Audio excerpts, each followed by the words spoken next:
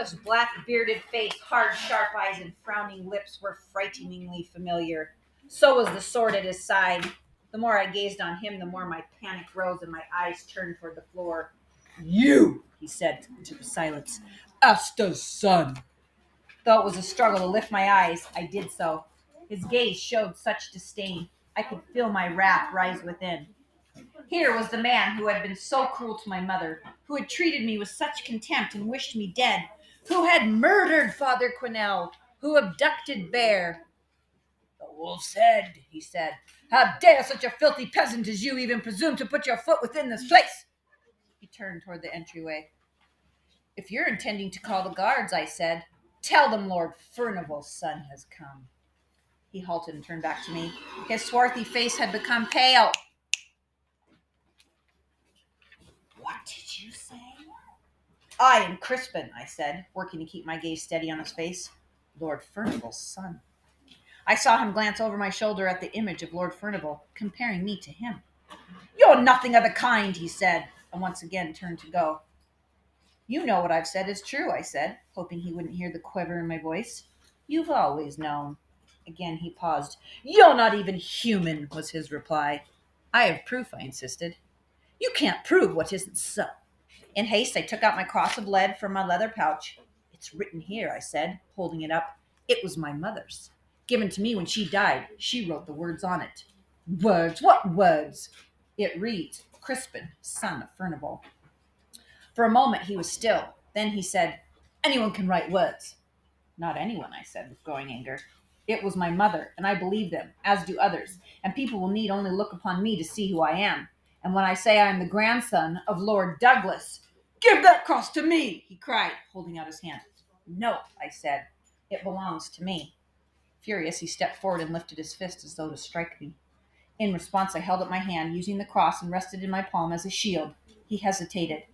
I know what happened, I said. Lord Furnival brought my mother to Stromford.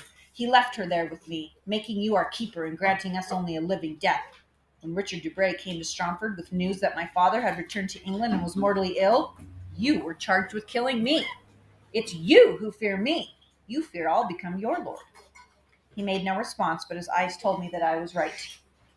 It was you who killed Father Quinnell, I went on, to keep him from telling me who I was. It was you who said I was a thief and proclaimed me a wolf's head so that any man might kill me. Your mother was nothing but a servant, Ickle said. She was too low to reach so high. She forgot her place. It didn't serve her well. There's an order on things which God himself has put in place. It could never be changed. How can you expect to stand against it? I came for something else, I said, hardly able to contain my fury. Money, he said. Your soldiers took a friend of mine. He said nothing. He goes by the name of Bear, I continued. A great red-bearded man. What about him? If you let the two of us, both him and me, leave Great Wexley, we'll not come back. You'll never see me again.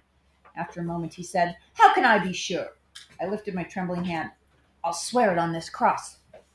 You forget, he said. You're a wolf's head. All I have to do is call the gods. Anyone may kill you. You're nothing. So saying, he turned about and stepped from the room. I reacted by reaching down, snatching up the dagger, and leaping forward, flinging myself at his back. I took him by such surprise that with a cry he stumbled, tripped, and fell, crashing to the ground. Even as he struggled to reach his sword, I was on him again, knocking him down a second time. I pressed the dagger point into his neck. If you call the guards, I'll kill you, I cried, pushing his face to the floor. Panting heavily, he made no response. Summoning all my strength, I drew the blade against his neck. Blood began to flow. What you wanted for me, I said, is about to happen to you. Will you, he whispered desperately, swear upon the cross and in the name of God that if I let you and this man go, you'll never come back and make no claim upon the house of Furnival? Willingly. And you'll give me the cross? When we have passed through the city gates. Even as I spoke, I worked to keep my hand steady so he never ceased to feel the pressure of the dagger's point. But you, I said, must swear first. I will, he said, as though it was a painful thing to say. I released him. He sat up and touched his neck, looking at the blood that smeared his fingers. Swear, I said, holding up the cross of lead but keeping the dagger near. He hesitated, but then he said, In the sacred name of Jesus, I, John Aycliffe, swear that I shall allow you, Asta's son, and the man called Bear, to leave this city insofar as you have sworn never to return, never to claim Lord Furnival to be our father, and to leave the cross with me. And then I said, in the name of the Father, the Son, and the Holy Ghost, I, Crispin, do swear that if you let Bear go, he and I will leave Great Wexley and never return, nor will I ever make claim that Lord Furnival was my father. Furthermore, once out of the city, I'll give you the cross. Now, I said, take me to Bear. His reply was to gaze at me with eyes full of hate, but then he got to his feet and began to walk away, saying, follow me. Barely believing I had persuaded John Aycliffe to do as I wished, I held the dagger in one hand, even as I clutched the cross of lead in my other. By one or the other, I was determined to succeed. Pausing briefly to take up a candle from one of the wall sconces, the steward proceeded to go down the steps I had noticed in the corner of the great room. To my great relief, he left his sword where it lay on the floor. The steps were very wide, winding down around the lower floor. Upon reaching the bottom, we came into a large enclosed room with many shelves and 2 large tables. In the dim light, it appeared to be some kind of pantry. There were stacks of flatbreads, mazers, bowls, and jars in abundance. Aycliffe continued into the hallway. In this place, the walls were covered with great tapestries. Here, too, for the first time, we came upon others. Who exactly they were, or what service they performed, I couldn't tell. They lay stretched out on the floor, asleep. Having never seen so large and magnificent a dwelling, it was all I could do to keep my eyes on Aycliffe as he paused through what appeared to be yet another pantry. In this place, great quantities of food were stored, so much more than I had seen in the Green Man. We saw more servants, too, but as before, they lay asleep, this time in a corner. The steward went to another corner stairway, this one made of stone. These steps plunged down steeply. Whatever warmth there had been faded quickly. The deeper we went, the colder and damper it became. Sputtering, smoky torches had been set in wall holes every few feet. A few men were sitting on the steps, while others lay sprawled sleeping. No matter who they were, as soon as the steward appeared, they leaped up and saluted him. Only when we reached the foot of the steps did Aycliffe pause. We had come to a large, almost round area constructed of stone from the floors to the low vaulted ceilings. Coming quickly to the force was a man whom I recognized as one of those who had attacked me the night before. There was a puzzled look upon his face when he saw me, but he nonetheless bowed to Aycliffe. Sir, he started to say. Aycliffe interrupted. Take me to where the red-bearded man is. The soldier took up a smoky torch that led the way. We were now moving through cellar regions, through one narrow passage after another. The ceilings were soot-blackened. The air was close and foul. Puddles of stagnant water lay underfoot. The walls were streaked with green. He's here, the soldier said. We had come to a small door set into the wall. Unlock it, Aycliffe commanded. The man produced a ring of keys, selected a large one, applied it to the lock, and pulled the door open. You may enter, he said to me. I hesitated, thinking I'd be trapped inside. Aycliffe seemed to understand my thoughts. I've made my vow, he said, as though to rebuke me. You'll not be detained. I reached for the torch the man held. Before he released it, he looked at the steward. When Aycliffe nodded, I was allowed to take the light. Small as I was, I had to stoop to enter the room. It was small, dark, and stinking within. But the light of the torch, I saw Bear. His great bulk had been stretched upright upon a ladder-like structure, arms bound high over his head, unshod feet bound below just as tightly. Almost naked, his blood-stained body was striped and welted as if it had been whipped. His head hung limp upon his chest, his beard spread like a rumpled napkin. Bear, I said. He made no response. Bear, I called again louder. When he still made no answer, I could only find the breath to say, Bear, are you alive? When he gave no reply, I drew closer, holding the torch near to him. Only then did I see the slight rise and fall of his chest. Jamming the torch end into a crevice in the stone floor, I used my dagger to cut his bonds free, starting with his feet. By climbing the ladder, I released his hands, first one, then the other. Once free, he slid down to the floor where he lay in a heap. On my knees by his side, I took up one of his hands. It was cut and very raw. Bear, I said, it's me, Crispin. Crispin, I repeated even louder. Gradually, Bear lifted his head. His face was so bruised it took a moment for him to open his eyes. Or only one eye, for the other was swollen shut. At first, he merely gazed at me, uncomprehended, repeatedly blinking.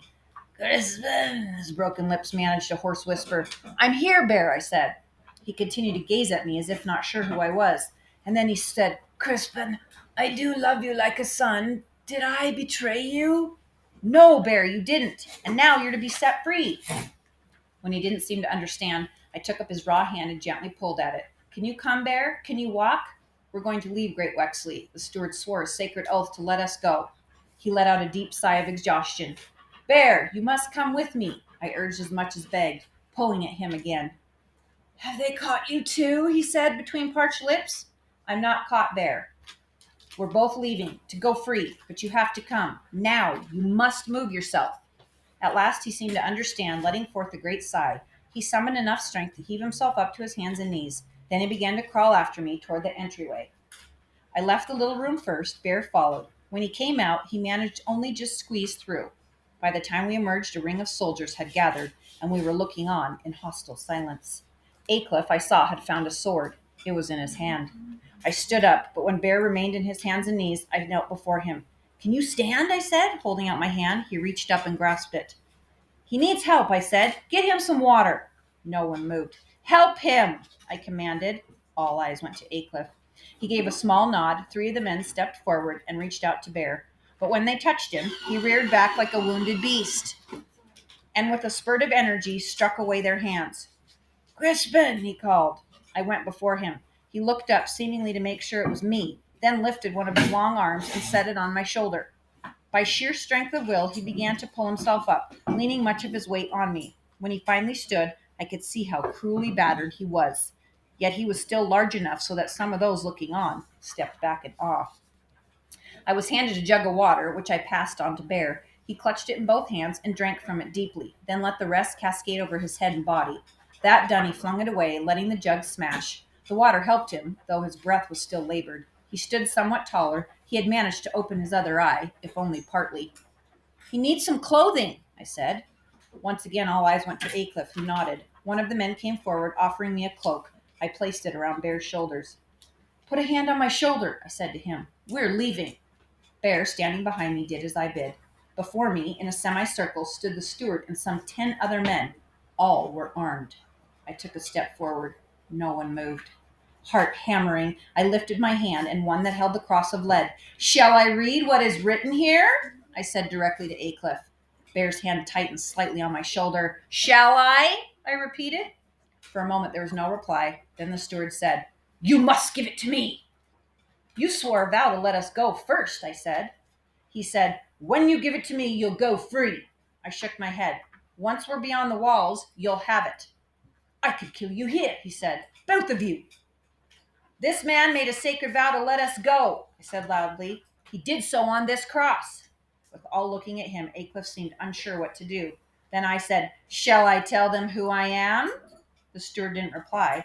In the silence, I was sure all could have heard my heart hammering. Then Aycliffe said, I'll take them to the city gates. The men stepped to either side, allowing us a narrow passage. Aycliffe took the lead. I followed. Bear, his hand still resting on my shoulder, shuffled right behind me. I turned to look at him, but could not read his emotions. Moving slowly, we made our way through the cellar regions, then to the steps.